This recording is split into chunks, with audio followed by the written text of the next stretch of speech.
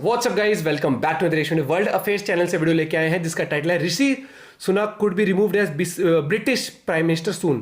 तो क्या इसका प्रभाव इंडिया पे पड़ सकता है और क्या सच में वो हट जाएगा? मतलब अभी जो प्राइम मिनिस्टर बने थे वो जल्दी हट गए, अब ये भी हट गए तो उनकी मतलब वही वाली गवर्नमेंट स्टेबल नहीं रह रही। और स्टेबल गवर्नमेंट एक देश की स्मूथ फंक्शनिंग बहुत इंपॉर्टेंट होती है। तो प्रशांत धवन सर की वीडियो है वर्ल्ड अफेयर चैनल से, और उस वीडियो का लिंक डिस्क्रिप्शन में। देखते हैं क्या कुछ माजरा है। 1 2 3 लेट्स गो। नमस्कार and welcome you world affairs. मैं प्रशांत धवन। आज से कुछ दिन पहले मैंने ये वीडियो करी थी अपलोड, और इस वीडियो में मैंने आपको बताया था कि पॉसिबिलिटी है कि ऋषि सुनक की सरकार बहुत ही जल्द गिर जाए और ये भी यूके के प्राइम मिनिस्टर ना रहे। अब मुझे यहाँ पर एडमिट करना पड़ेगा कि मुझे भी पर्सनली उम्मीद थी नहीं कि सिर्फ 2 हफ्ते लगेंगे और ऑलरेडी ऋषि सुनक की पार्टी के लोग ही बगावत करना स्टार्ट कर देंगे। यहाँ पर आप देख पाओगे ऋषि सुनक फेसेस रिबेलियन। 50 से ज़्यादा इनके मेंबर ऑफ पार्लियामेंट ने इनके ही प्रस्तुत किए हुए एक अमेंडमेंट पे साइन करने से, सपोर्ट करने से मना कर दिया। और अब यूके में दुनिया भर में क्वेश्चन ये पूछा जा रहा है कि क्या 2 हफ्ते में ही ऋषि सुनक स्ट्रगल कर रहे हैं और क्या ऋषि सुनक बहुत ही जल्द यूके की प्राइम मिनिस्टर की पोस्ट से हटा दिए जाएंगे। कुछ लोग यूके में ये भी सुझाव दे रहे हैं सुनक को कि अभी के लिए आप यूके में कंजर्वेटिव पार्टी के लीडर हो, आप इमीडिएटली अर्ली इलेक्शंस कॉल करवा लो और उसके बाद अपनी पार्टी के लीडर बनकर बहुमत हासिल कर बैठो पार्लियामेंट में, फिर आपको कोई नहीं रोकेगा। मगर दूसरी तरफ आप देखोगे तो यूके में आवाज ये उठ रही है कि ऋषि सुनक की पार्टी के ही बहुत सारे मेंबर, एक्चुअली मेजॉरिटी मेंबर, ये कोशिश कर रहे हैं कि कैसे बोरिस जॉनसन को वापस पार्टी का लीडर बनाया जाए और बोरिस जॉनसन वापस यूके के पीएम के रूप में लौटे। तो इस वीडियो में मैं आपको बताऊंगा कि अचानक से क्या हुआ, ऋषि सुनक की कुर्सी खतरे में क्यों है, कौन से मुद्दे हैं जिनको लेकर यूके की जनता आज के समय ऋषि सुनक को इतना पसंद नहीं कर रही, और इस सब का इम्पैक्ट इंडिया पे क्या होगा। बहुत कुछ आपको जानने को मिलेगा। मगर आगे बढ़ने से पहले आपसे क्वेश्चन पूछूंगा। क्वेश्चन ये है कि यूनाइटेड नेशंस का एक बहुत ही फेमस अवार्ड है, बहुत ही इंपॉर्टेंट अवार्ड है, चैंपियंस ऑफ अर्थ अवार्ड। इस बार ये अवार्ड किसको दिया गया है? ये है यहाँ पे आपकी ऑप्शन। कमेंट सेक्शन में अटेंड करो क्वेश्चन, सही आंसर आपको मैं दूंगा वीडियो के अंत में। ऑलराइट, तो सबसे पहले यहाँ पे आपको जानना होगा कि ऋषि सुनक ने जब पावर संभाली थी तब पूरी दुनिया को, यूके को पता था कि ऋषि सुनक बेसिकली एक डॉक्टर की तरह आए हैं जो कड़वी दवाइयाँ पिलाकर यूके की इकोनॉमी को रिकवर करने की कोशिश करेंगे। और आप सबको पता है, चाहे मरीज कोई भी हो, कड़वी दवाइयाँ किसी को पसंद नहीं आती। सब लोग चाहते हैं कि मीठी मीठी दवाइयों से बिना कुछ कष्ट सहे आराम से सब कुछ ठीक हो जाए। अब यहाँ पर आप कहोगे कड़वी दवाइयों का क्या मतलब, कौन सी कड़वी दवाइयाँ ऋषि सुनक यूके को पिलाने वाले थे? सबसे कड़वी दवाई ये है कि यूनाइटेड किंगडम जरूरत से ज्यादा खर्चता है और यूके को अपनी स्पेंडिंग कम करने की आवश्यकता है। ऋषि सुनक ने यह प्रपोज किया कि ये $60 बिलियन की कटौती करेंगे यूके के बजट में।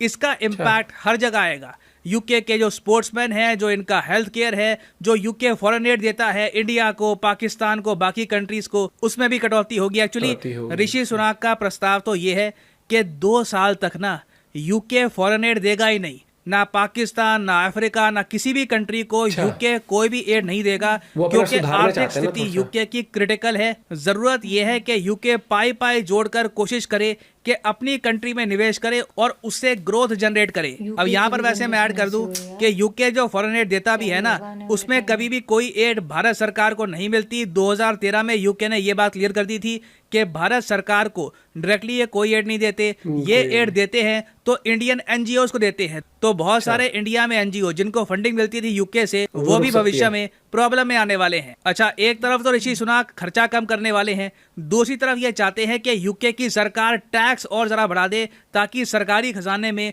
और जरा पैसा आए। इसके लिए ऋषि सुनक ने यह सोचा कि 50 बिलियन पाउंड का टैक्स हाइक करेंगे। इससे पहले जो यूके की पीएम थी, उनकी विचारधारा कुछ और थी। उन्होंने कहा कि पैसा खर्चो, लुटा दो, कुछ नहीं होगा, यूके की इकोनॉमी वापस खड़ी हो जाएगी। उल्टा हुआ क्या कि लिज ट्रस की पॉलिसीज की वजह से यूके की इकोनॉमी, इनकी करेंसी और क्रैश कर गई। और अगर आप सोच रहे हैं अच्छा ठीक है, तो ये है ऋषि सुनक की कड़वी दवाइयाँ। ये लोग काफ़ी कड़वी लग रही है। देखिए, इनकी कड़वी दवाइयाँ यहाँ पे रुकती नहीं है। आगे ऋषि सुनक ने यह भी ओपनली एडमिट किया कि यूके की जो रेपुटेशन है ना, दुनिया भर में इसको झटका लगा है। अब यूके वो पहले वाला यूके नहीं रहा कि बहुत अमीर यूनाइटेड किंगडम एक बार को दुनिया पे राज होता था। आज के समय जो यूके है एक कंप्लीटली डिफरेंट देश बन चुका है। और उसके आगे ये पहले ब्रिटिश पीएम है जिन्होंने ओपनली ये बात बोली है।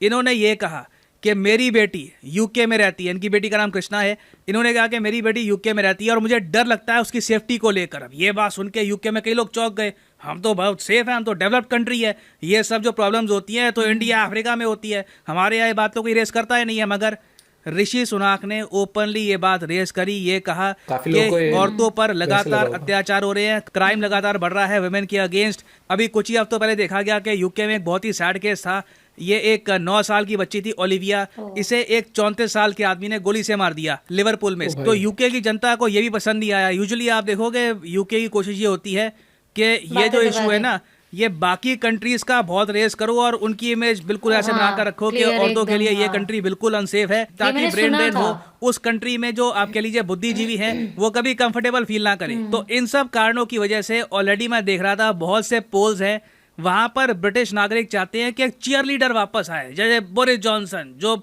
ऑलमोस्ट एक जोकर की तरह लोगों को हंसाते हैं, अच्छी बातें करते हैं, कहते हैं कि ब्रिटेन नंबर 1 है, ब्रिटेन लौटेगा। लोगों को काफी बार एक चीयर लीडर चाहिए होता है, लोगों को कड़वी बातें सुनाने वाला प्राइम मिनिस्टर या प्रेसिडेंट यूजुअली पसंद आता नहीं है। अब अच्छा, ये सब प्रॉब्लम तो अपनी जगह बनी हुई थी।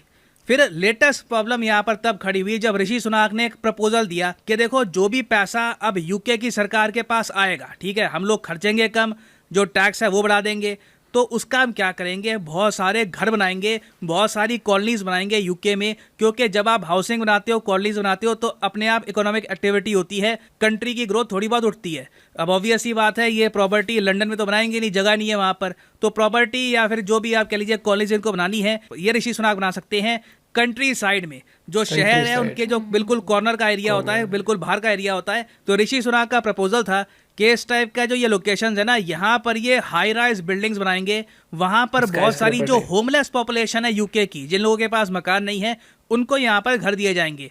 अब अचानक से क्या होता है कि जो लोग ऑलरेडी यहाँ पर रह रहे हैं ना, ये गुस्सा हो गए, इन्होंने कंप्लेन करनी स्टार्ट कर दी अपनी कॉन्स्टिट्यूएंसी के मेंबर ऑफ पार्लियामेंट को कि अगर ये बिल्डिंग्स बन गई ना तो हमारा व्यू रुक जाएगा, धूप कम आया करेगी, हमारे यहाँ बहुत सारे बाहर के लोग आ जाएंगे, हमें बर्दाश्त नहीं है, तो ये जो प्लान है हाउसिंग का इसको कैंसिल कर दो। तो ऋषि सुनाक की पार्टी के ही बहुत सारे मेंबर ऑफ पार्लियामेंट जिनको वोट मिलते हैं इन लोगों के, ये डर के ऋषि सुनाक के सामने चले गए। इन्होंने कहा कि हम जी आपका हाउसिंग प्लान सपोर्ट नहीं करेंगे, अगर ये प्लान आप पार्लियामेंट में लेकर आओगे ना तो हम जो दूसरी पॉलिटिकल पार्टी है लेबर पार्टी, उसके साथ मिलकर आपका अमेंडमेंट गिरा देंगे, और उसके बाद ना एक बार को पीएम की गद्दी भी हिल जाती है, लोग क्वेश्चन रेस करेंगे कि ये कैसा पीएम है जिसके मेंबर ऑफ पार्लियामेंट ही उसको सपोर्ट नहीं करते। तो ऋषि सुनाक ने ये सब देखते हुए ये पूरा प्रस्ताव ही पुल आउट कर दिया। अब इसके बाद भी लोग कह रहे हैं कि ये जो इंसिडेंट हुआ है ना, इससे ये बात एक्सपोज हो जाती है कि यूके की कंजर्वेटिव पार्टी 100% ऋषि सुनाक के पीछे है नहीं, और इनकी कोशिश ये है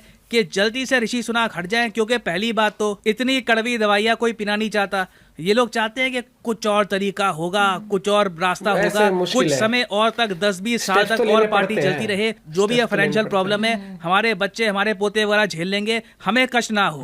उसके अलावा यूके की कंजर्वेटिव पार्टी ये भी मानती है कि जब 2024-25 के आसपास यूके में चुनाव होंगे ना, तब एक इंडियन चेहरे के साथ कंजर्वेटिव पार्टी नहीं जीत पाएगी। इनको थोड़ा सा ब्रिटिश लुकिंग फेस चाहिए, ब्लॉन्ड बाल, नीली आंखें, थोड़ा सा जो ऐसा चेहरा जिससे यूके के लोग रिलेट कर पाए, वैसा फेस ये फील करवाएंगे इलेक्शंस में। तो इसी वजह से देखिए आज के समय ऋषि सुनाक की सरकार पे क्वेश्चन बन रहे हैं, और मैं आपको बता दूं पॉसिबिलिटी काफी हाई है कि ऋषि सुनाक, मुझे पता नहीं इनके यहाँ कैसे पॉलिटिक्स प्ले आउट होती है, 2 हफ्ते, 2 महीने, 3 महीने, बट डेफिनेटली ऋषि सुनाक अपना टेन्योर कंप्लीट नहीं कर पाएंगे। बोरिस जॉनसन बीच में कहीं ना कहीं वापस आएंगे, और अंत में इसका नुकसान यूके की इकोनॉमी को ही होगा, क्योंकि जब मरीज दवाई लेने से मना कर देगा ना, और वो कहता है कि मुझे बस पार्टी करनी है, तो सूनर और लेटर उस मरीज की हालत बहुत ज्यादा खराब होने वाली है ना। वापस आते हैं अपने क्वेश्चन की तरफ कि हाल ही में किस इंडियन को यूएन ने चैंपियंस ऑफ अर्थ अवार्ड 2022 दिया है। तो सही उत्तर यहाँ पे है ऑप्शन ए, पूर्णिमा देवी। यहाँ पर आप देख पाओगे ये फोटो है पूर्णिमा देवी जी की। इन्होंने वाइल्ड लाइफ बायोलॉजी में काफी काम किया है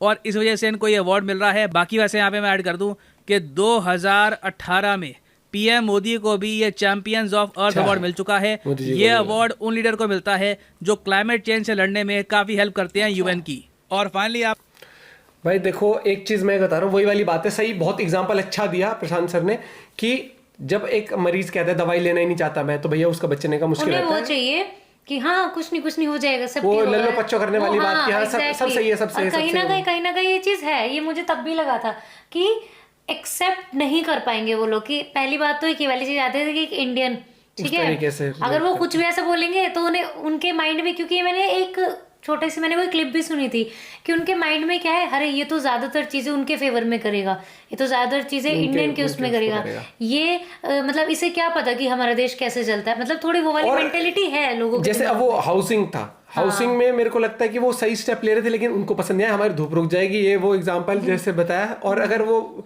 और यार मुझे तो शौक लगा, लेकिन वो ऐसी यूके की अभी ऐसी कंडीशन आ रखी उनके है। जो डिसीजंस है ना वो लॉन्ग टर्म में बहुत अच्छा बेनिफिट देंगे, लेकिन वो लोग समझ नहीं रहे। वही वाली बात है कि हम जी जैसे लेते मोदी हैं, जी के डिसीजन चुप जाते हैं कई बार, जैसे डिमोनेटाइजेशन भी आया था, हाँ, काफी ठीक चीजें है, आई थी, हाँ। तो वो चीजें। लेकिन अब ये है कि देखो, मुझे लगता है पॉलिटिक्स भाई साहब बहुत वैसी चीज है, इसमें किसी को वो फर्क नहीं पड़ता कि देश का सुधार हो रहा। मेरे को लगता है, किसी को नहीं कहूंगा मैं, टू बी फ्रैंक, कहीं ना कहीं मुझे लगता है कि लोग वहां पर ये देख रहे हैं कि हमारा फायदा नहीं हो रहा।